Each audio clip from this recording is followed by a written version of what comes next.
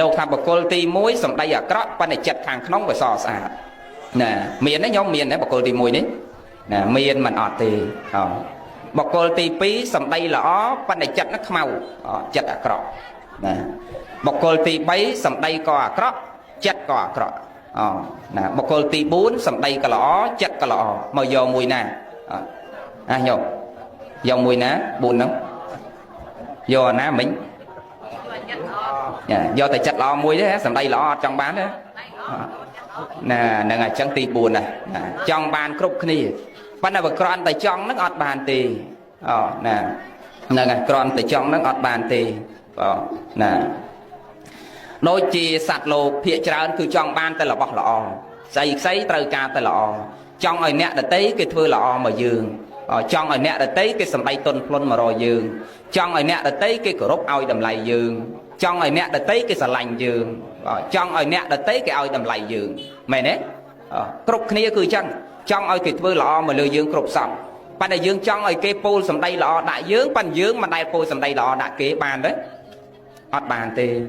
យើងមិនគោរពគេយើងចង់ឲ្យគេគោរពយើងក៏អត់បានដែរណាយើងផ្ដាល់ទុកឲ្យគេចង់ឲ្យគេផ្ដាល់សុខឲ្យយើងក៏អត់បានដែរ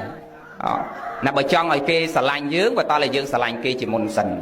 ចង់ឲ្យគេសម្ដីផ្អែមទន់ភ្លន់ដាក់យើងបើតើយើងទន់ភ្លន់ដាក់គេជាមុនសិនចង់ឲ្យគេគោរពយើងបើតើយើងចេះគោរពគេជាមុនសិនអ្នកអាហ្នឹងអញ្ចឹងពុទ្ធសាសនាអញ្ចឹងអ្នកសន្សំហេតុអាម៉េចផលចេញមកអញ្ចឹងនៅវិជ្ជាញោមចង់សន្សំញោមចំសុខសន្សំសុខចង់ឲ្យគេគោរពគេនោះគេគោរពយើងវិញផលជាក់ស្ដែងមកអញ្ចឹងចង់ឲ្យគេត្រង់ជាមួយយើងត្រង់ជាមួយគេដែរនឹងបានណាយើងសន្សំហេតុយ៉ាងម៉េចផលចេញមកអញ្ចឹងអ្នកបកុលទី1សម្ដីអាក្រក់ប៉ុន្តែចិត្តល្អ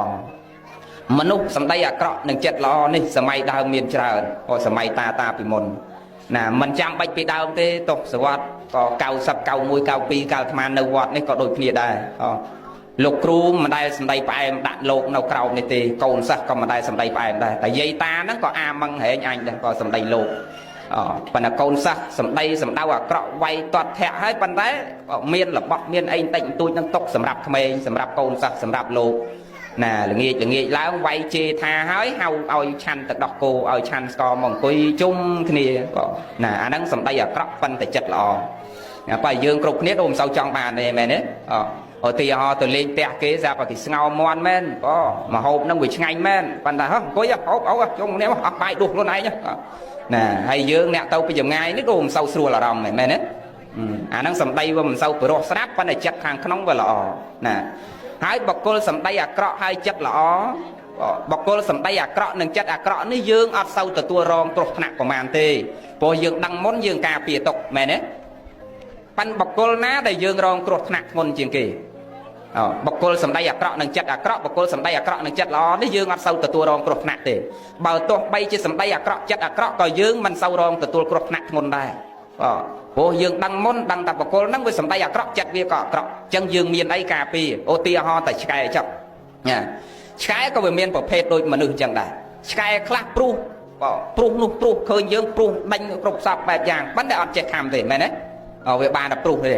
ណាហើយដល់តែព្រុសដឹងមុនអញ្ចឹងយើងដឹងតែឆ្កែហ្នឹងវាព្រុសទោះបីជាដឹងថាវាខំឬមិនខំក៏យើងមានតវងនៅដៃការពារដែរមែនទេ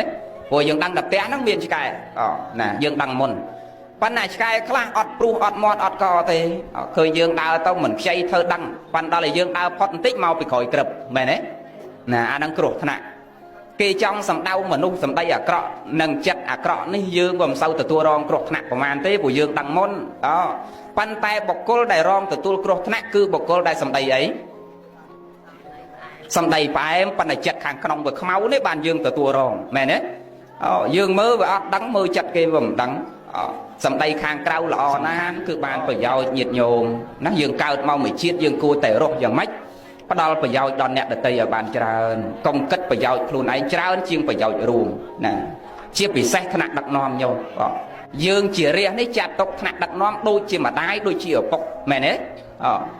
ប៉ុន្តែម្ដាយឪពុកដែលដឹកនាំរាល់ថ្ងៃនេះខុសពីម្ដាយឪពុកយើងនៅផ្ទះម្ដាយឪពុកបង្កើតយើងនេះគឺសន្សំលុយកាក់ប្រាក់កាសរស់ស៊ីលីសែងរែកពុនមកបាក់ញើសហូរញើសធ្វើជាទេសកម្មករកជាកស្រីកថាកណិនទៀនសំលុយកាក់ប្រាក់កាសដំកវលដំខ្សែកគឺត្រង់ស្មោះថារបស់ហ្នឹងຕົកសម្រាប់អ្នកណាយាយ ហីមើលយាយនោះអត់ចេះឆ្លើយសោះអាត្មាឈប់ទេឥឡូវដូចស្ងាត់ចឹងណាទុកសម្រាប់កូនណាចិត្តរបស់គាត់មួយគឺដៅសម្រាប់កូនសម្រាប់ចៅណាខំវិចខំស្ពាយពីណាពីណីមកសំពីលិចខ្លះពីកើតខ្លះពីជើងខ្លះពីត្បូងខ្លះលួចគេខ្លះ